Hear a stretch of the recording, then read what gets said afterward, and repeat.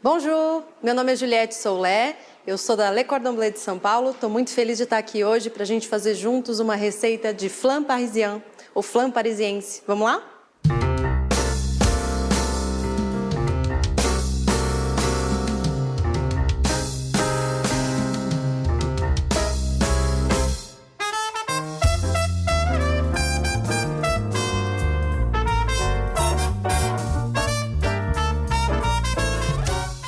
Para quem não conhece, então, vou apresentar. O que é o flan parisien, né? Ele é antigo, data lá dos tempos medievais, já marcou presença em banquetes da realeza. A gente tem algumas versõezinhas, principalmente versões mais contemporâneas, tem algumas variações de massa, de perfume, de sabor. O que compõe o nosso flan? Ele é composto de uma massa bem crocante, a gente vai fazer uma brisée sucrée, tá? E um creme que pode ter o perfume que você quiser. A gente vai usar um limão siciliano. A gente encontra também versões com massa folhada, ao invés de uma massa bem crocante como essa que a gente vai fazer. Ele lembra, pra gente aqui do Brasil, a gente conhece bastante os pastéis de nata portugueses. A diferença é que o pastel de nata tem mais açúcar na composição da receita, tá? Mas vamos de França hoje, vamos fazer o flan parisien. Eu vou começar pela massa.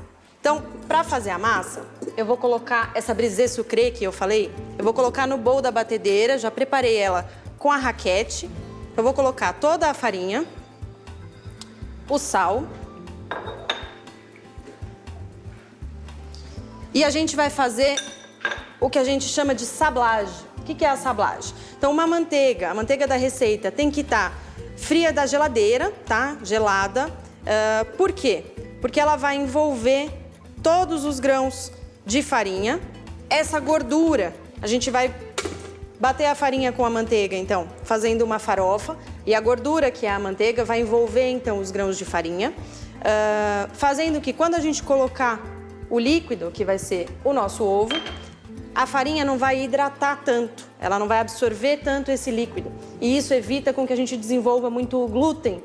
O que isso quer dizer na prática? Isso quer dizer que quando a gente for fazer a nossa massa, evitando de trabalhar demais o glúten, a gente deixa ela menos elástica, ela não encolhe tanto no forno. Um pouco ela sempre vai encolher, tá? Mas a gente evita que ela encolha demais. Então, o primeiro passo é essa sablage bem feita. Então, sablage vem da palavra sable. Sable é areia em francês. Então, a gente vai bater até formar uma farofa, uma textura mesmo de areia, tá? Eu vou começar na velocidade baixa.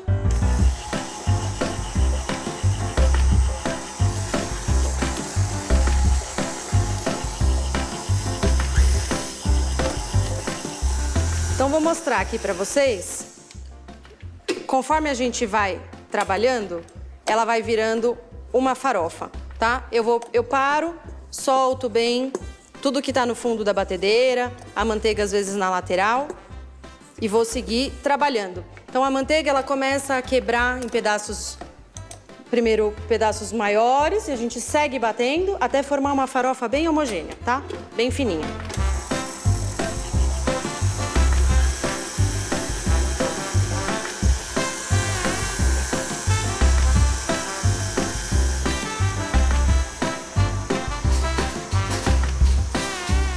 Enquanto a minha massa tá fazendo a sablage, tá fazendo a farofa, eu vou misturar aqui, então, o ovo, tá? Que é o líquido da receita, já com o açúcar.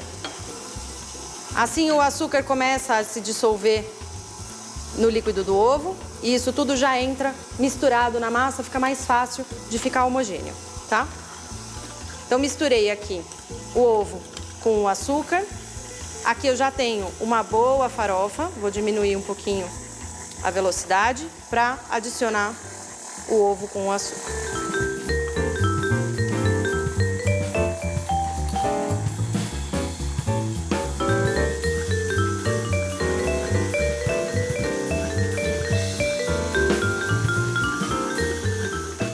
Ok, então aqui eu já tenho a minha massa pronta. É bem simples de fazer.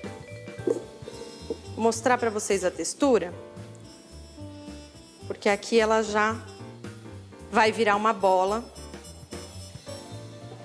Pra gente abrir essa massa, isso serve para todas as massas de torta que a gente for fazer, tá? Eu tô só juntando aqui os ingredientes. Farinha que fica grudada no bowl.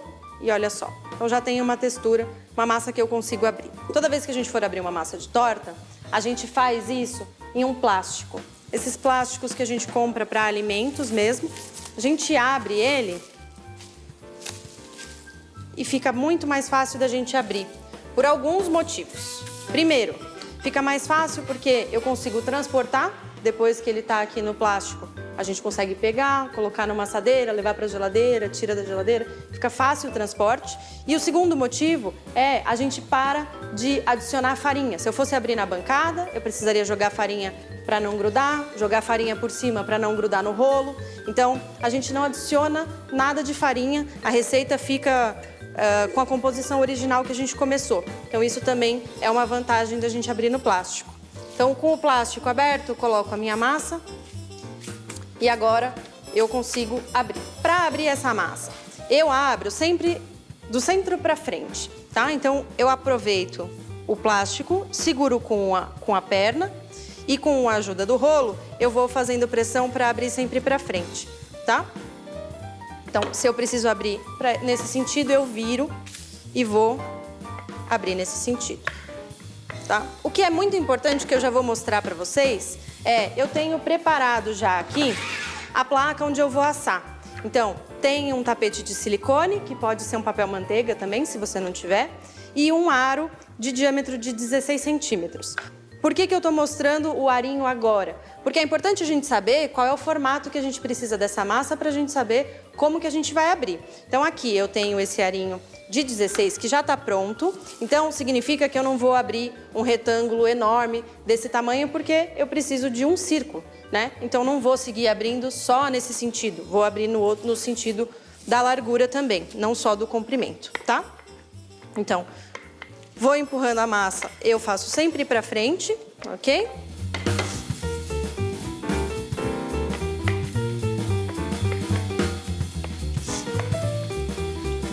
Outro passo bem importante é a gente virar a massa, porque do outro lado o plástico vai enrugando na massa, tá? Ele vai se enfiando, porque a massa ainda está maleável, né? Quando ela for para a geladeira, ela fica firme. Mas, por enquanto, como a gente acabou de fazer, ela está maleável. Então, o plástico, ele se enfia na massa e deixa ela enrugada. Então, é importante que a gente solte o plástico e cole de novo para deixar a massa bem lisinha, tá? E eu vou fazendo isso várias vezes.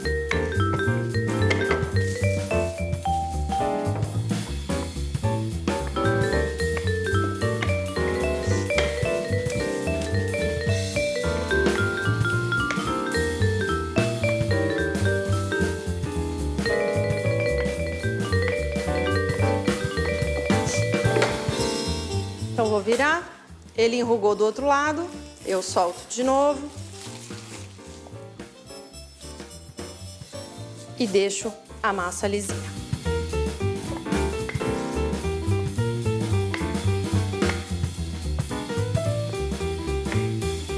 A espessura da massa, normalmente a gente trabalha com uns 3 milímetros de espessura para massa de torta, tá?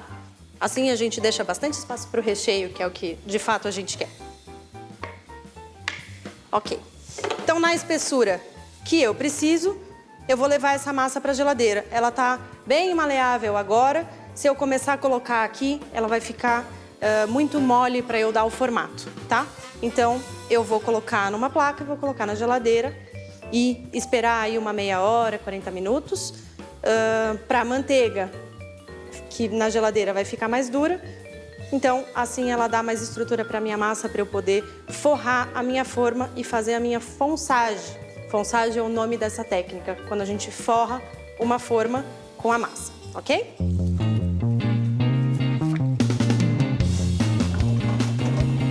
Aqui eu tenho uma massa, então, que já gelou. Eu cortei ela, cortei o excesso, por quê? Porque eu tenho uma forma de 16 centímetros, eu tenho que ter uma sobra, porque eu tenho essa alturinha aqui da lateral, deve ter uns 2, 3 centímetros. E a gente trabalha com um pouquinho de folga, assim a gente consegue fazer uma fonsagem bem bonita, tá? O que quer dizer uma fonsagem bem bonita? Então, tanto a espessura do fundo quanto da lateral bem regulares e uma torta que fique bem quinada, a gente chama, que faça bem uma quina com o fundo e a lateral e não fique um formato arredondado assim, porque fica muita massa nesse canto. Aí não fica tão agradável de comer, tá? Então, com essa massa um pouquinho mais gelada, eu vou colocar ela aqui e vou fazer a fonsagem, tá? Tem algumas pessoas que gostam de fazer o fundo e depois colocar a lateral. Pode ser feito dessa forma também, tá?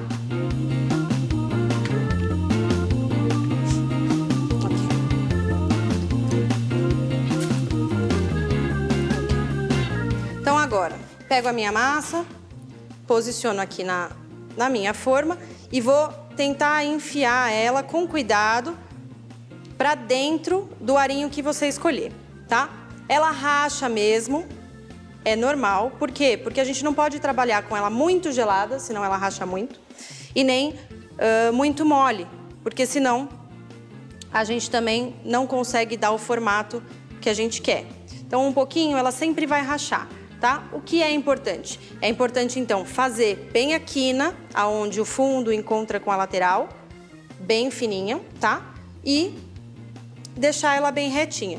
Depois, se ela rachar, a gente consegue, com o calor da mão, ir empurrando a massa, aonde rachou, aonde faltou, que ela cola de novo, tá? Não tem problema.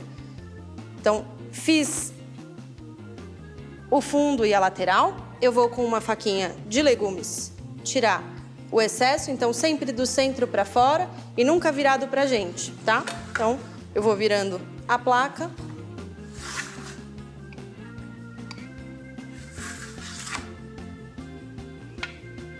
Se tem algum rachadinho, a gente dá uma pressionada pra massa unir de novo. E aí tem que pressionar mesmo, tá? Porque senão no forno às vezes ela encolhe e essa rachadura que era uma micro fissura encolhe abre para os dois lados e fica bem maior.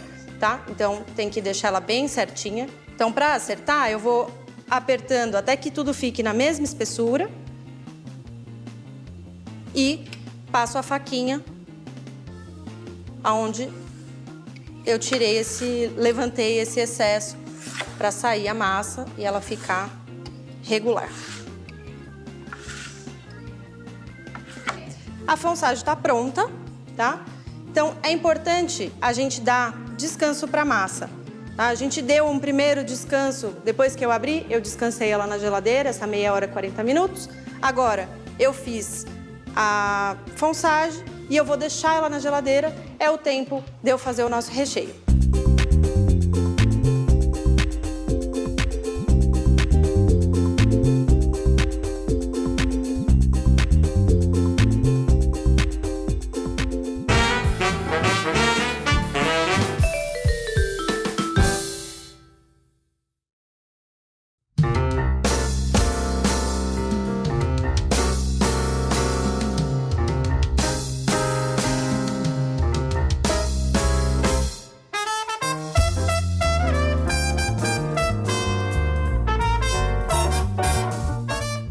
Vamos fazer o recheio, então? Bom, o nosso recheio, ele vai ser saborizado com limão siciliano, tá? A base dele é próximo do nosso creme pâtissier, que é um creme bem básico da confeitaria. É um creme que a gente usa como base para outros cremes e a gente usa também só o creme pâtissier, saborizado normalmente com baunilha, que é o original, tá? Ele é parecido com esse creme que a gente vai fazer hoje. A diferença é principalmente a presença das claras aqui, tá? E a gente vai entender por quê, ok? Vamos começar a fazer? Então a gente tem a base, o leite, eu já vou colocar na panela. O nosso saborizante, que vai ser o limão siciliano, eu vou ralar ele, tirar as zestes ou as raspinhas do limão direto no leite, tá? Eu vou usar meio limão, para essa quantidade é suficiente. Se você aumentar, dá para aumentar o limão também, tá? Eu gosto sempre de ralar, toda vez que a gente vai ralar um cítrico, limão, laranja, ou até o limão Tahiti, qualquer tipo de limão, qualquer tipo de cítrico, que a gente for usar as zestes, né, as raspas, eu gosto sempre de ralar em cima de alguma parte da preparação. Por quê? Porque quando a gente rala, a gente tira os óleos essenciais dos cítricos, né, da laranja, do limão e etc. Os óleos essenciais, quando a gente rala direto, eles estão dentro da receita. Se eu ralasse o limão na tábua, os óleos essenciais iam ficar na tábua e eu ia conseguir pegar só as raspas mesmo, tá? Então aqui a gente concentra, a gente tem mais sabor, ok? Já vou colocar então, para aquecer, o limão já no leite. E separado eu vou colocar aqui o ovo, ok? No ovo eu vou colocar primeiro o açúcar. E quando a gente coloca o açúcar, a gente tem que mexer imediatamente, tá? Porque senão o açúcar, ele pode fazer o que a gente chama de queimar a gema, tá? O açúcar presente nas gemas, o que ele faz? Como o açúcar, ele absorve água, ele vai puxar a água da gema e sobram alguns pedacinhos sólidos que não se dissolvem mais. Isso que a gente chama de queimar a gema. Então, por isso, colocou o açúcar em qualquer preparação que tenha gema, tem que mexer imediatamente, tá? Então a gente coloca primeiro o açúcar, mistura, o açúcar vai começar a ir dissolvendo no ovo, tá? Então no líquido do ovo. E agora sim, que já tá misturado, eu posso colocar o amido de milho, tá? Ele que vai ser o nosso espessante do creme. Para fazer isso, eu vou deixar isso tudo bem misturadinho aqui, então ovo, açúcar e amido, enquanto o nosso leite ferve, tá? Quando ele ferver, eu vou jogar uma parte desse leite quente na minha mistura de ovos. Assim, os ovos que estão frios no leite quente, um entra no outro, a gente não quer fazer omelete, né? Então, uma parte do líquido quente aqui, assim a gente equilibra as temperaturas e volta tudo pro fogo, tá? Nessa parte eu vou aproveitar para coar as zestes do limão, que eu não vou deixar ela dentro do creme, eu vou tirar, eu vou deixar só o sabor mesmo do limão, tá? E aí a gente vai cozinhar.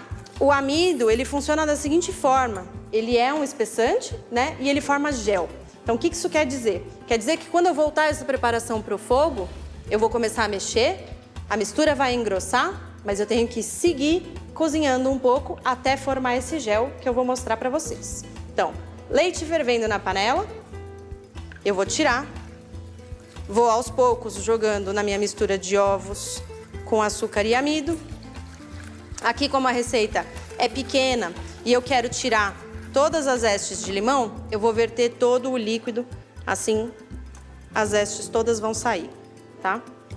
Misturo bem, deixo essa mistura bem homogênea em termos de temperatura também. Já coloquei aqui a peneira e volto a mistura para a panela, então.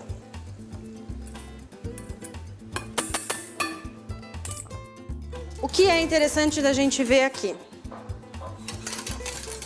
Eu parto de um creme que está líquido, certo?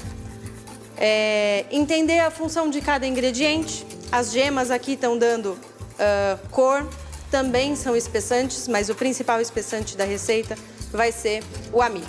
Então, a gente tem o leite que estava quente, a gente misturou com os ovos que estavam frios. E agora a gente vai voltar a cozinhar. O amido vai espessar tudo isso, então tudo isso fica duro, vai começar a virar blocos assim. E quando o amido tem a cocção dele finalizada, quer dizer, quando a gente forma o que eu chamei de gel, né?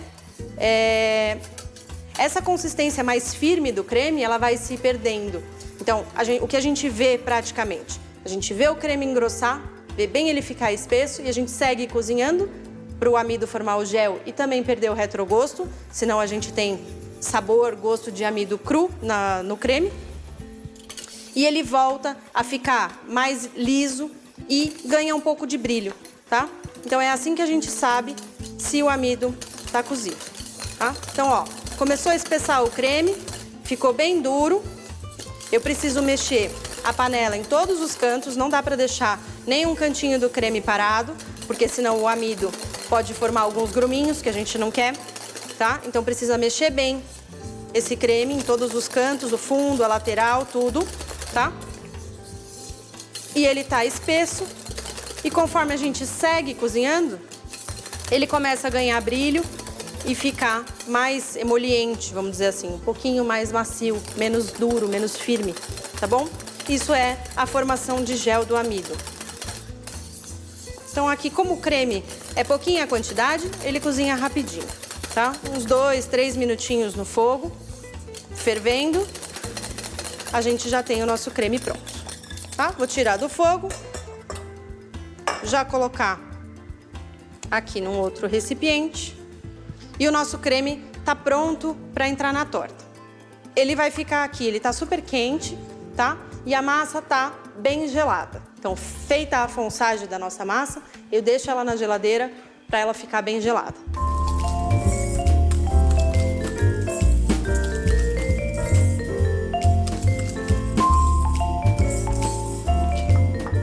Então, vou pegar a minha massa de torta da geladeira.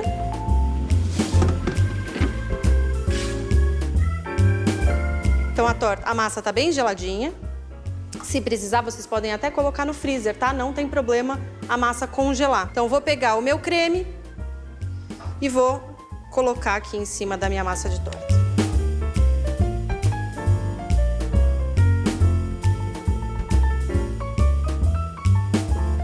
O creme, como a gente explicou, ele tem as claras, tá? Não só a gema. E a clara, a gente misturou os ovos com o açúcar, a gente voltou para a panela, a gente seguiu mexendo, tudo isso dá aeração. E a aeração nas claras, quando entra no forno, ela infla, né? Então a clara, ela dá um crescimento. É a mesma ideia de quando a gente bate uma clara em neve e coloca num bolo, por exemplo. O que eu vou explicar para vocês é como que a gente vai saber se isso está assado. Então, a gente tem um creme que já está cozido, certo? Já está pronto. Esse creme na geladeira, deixando esfriar, ele estaria pronto para consumo, certo? Então aqui a gente só vai assar até que a massa fique toda crocante e por cima a característica que a gente vai olhar no creme vai ser a cor, tá? Então essa cor bem dourada, quando o creme ficar bem douradinho, aí a gente tem certeza que a nossa massa tá assada, tá? E aí fica bem visual, fica bem bonito, com certeza vai agradar todo mundo. Com uma espatulinha, eu alisei bem o creme, deixei ele bem retinho e aqui ele está pronto para ir para o forno. Forno pré-aquecido vai depender da potência do seu forno, 170 até 190 graus, tá? Então, geralmente 180 é uma temperatura boa. Aqui ele vai ficar por uns 50 minutos até 1 hora, tá bom?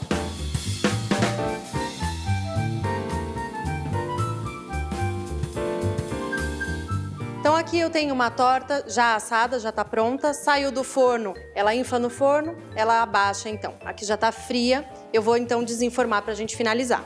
Para desenformar, como é um arinho, a gente levanta o silpá e ele solta sozinho, tá? Vocês podem puxar o silpá de baixo, a massa tem bastante manteiga, então ela não gruda nem embaixo, nem no arinho, tá? E aqui eu já tenho ela finalizada. Para dar um acabamento aqui na lateral, a gente pode usar o microplane, né, um ralador.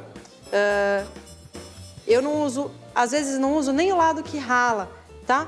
É só mesmo para dar um contato aqui com a massa, a gente quebra os cantinhos dela, tá? Assim dá um acabamento bem lisinho, bem fininho, fica super delicado nessa massa. Acaba fazendo os farelinhos. Então, vem com cuidado para também não quebrar, porque a massa ela é delicada, super crocante. A gente vem dando acabamento.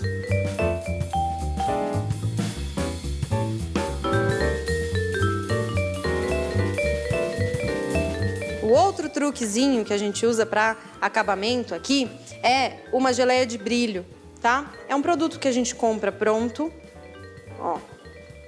Eu esquento ele no micro-ondas, tá? Qual que é a função da geleia de brilho? Primeiro, o brilho, de fato. E o segundo ele protege as produções, principalmente as frutas, de ressecarem, de perderem a umidade para o ambiente ou para a geladeira, enfim.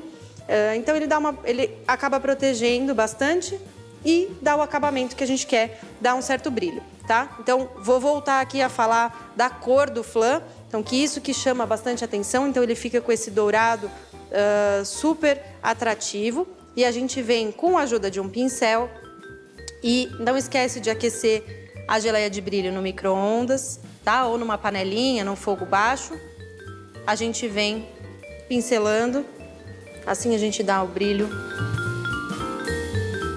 pro flan. Tem que tomar cuidado, só porque o brilho é só no creme, tá? Na massa não. Massa não é brilhante.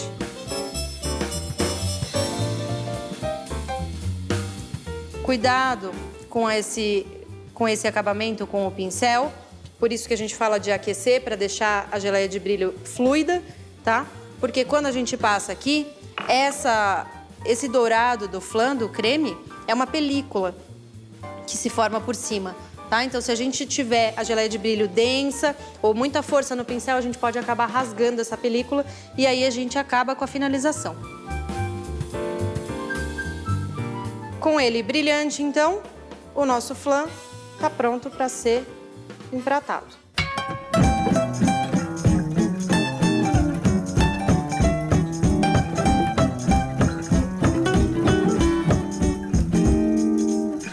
Bon appétit et bienvenue à Le Monde Le Cordon Bleu. No próximo episódio, o chefe vai ensinar mais uma deliciosa receita para vocês. Aproveitem. Merci!